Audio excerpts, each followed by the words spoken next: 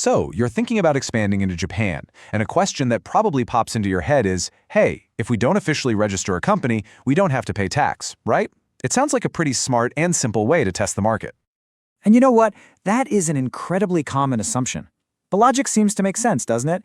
You want to dip your toes in the water, send a couple of people over, maybe make a few sales before you go through all the hassle of setting up a legal company.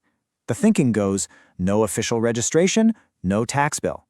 But is that really how it works? Well, the short answer, and this might come as a surprise, is a huge, clear no. That common belief is a myth, and honestly, it's one of the biggest tax traps that foreign companies fall into when they come to Japan. So if company registration isn't what triggers taxes, what is?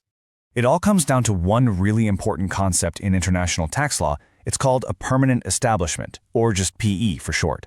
This is the real test. It's not about the legal papers you filed, it's about what your business is actually doing on the ground. So what exactly is this permanent establishment thing? I know, it sounds pretty technical, maybe a little intimidating, but the core idea is actually pretty simple once you break it down. Now, if you look it up, this is the official definition you'd find in most tax treaties. A PE is a fixed place of business through which the business of an enterprise is wholly or partly carried on. The two phrases to really hang on to there are fixed place and carried on. They're the key. But here's a much easier way to think about it. A PE is basically your company's business footprint in Japan. If that footprint is substantial enough to look like a stable, ongoing business presence, then you've almost certainly created a permanent establishment. Okay, so we've got the main idea of a business footprint. Now let's get a little more specific because tax law breaks this concept down into three main categories. First up is the most common and probably the most obvious one, the fixed place PE.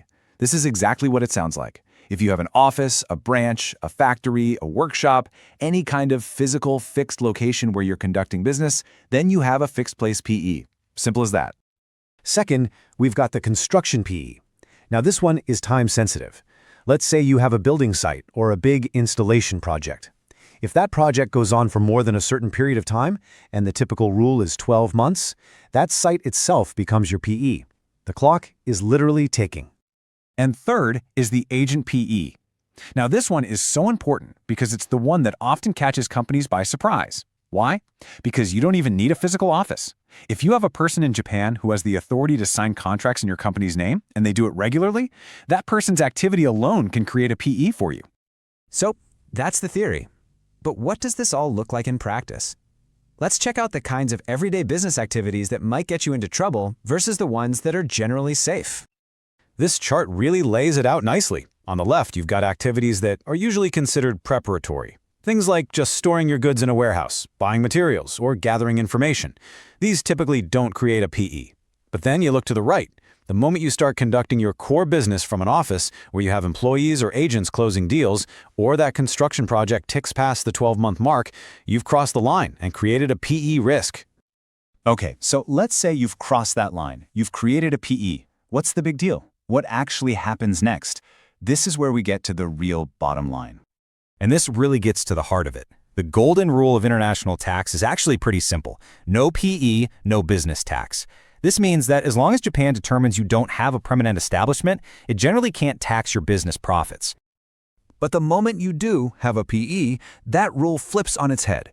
Any profits that can be traced back to the activities of that Japanese footprint are now subject to Japanese corporate tax, just as if you had a fully registered local company. And here's how that chain of events usually plays out. First, your activities create a PE, maybe without you even realizing it. Then, the tax authorities can determine how much of your profit was generated by that PE. Next thing you know, Japanese corporate tax is due on those profits.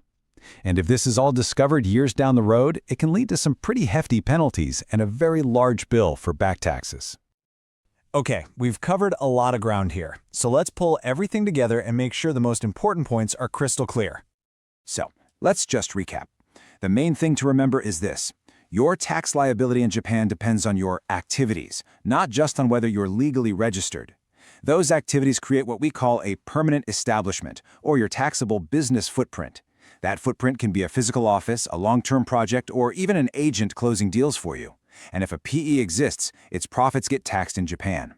This all leads to the most important point of all. You absolutely must assess your activities for PE risk before you start operating. And that leaves us with one final question to think about. You've worked hard on your market entry strategy, on your product, on your team. But have you put just as much thought into your tax strategy? Because understanding your business footprint is the very first step to building a solid and successful foundation in Japan.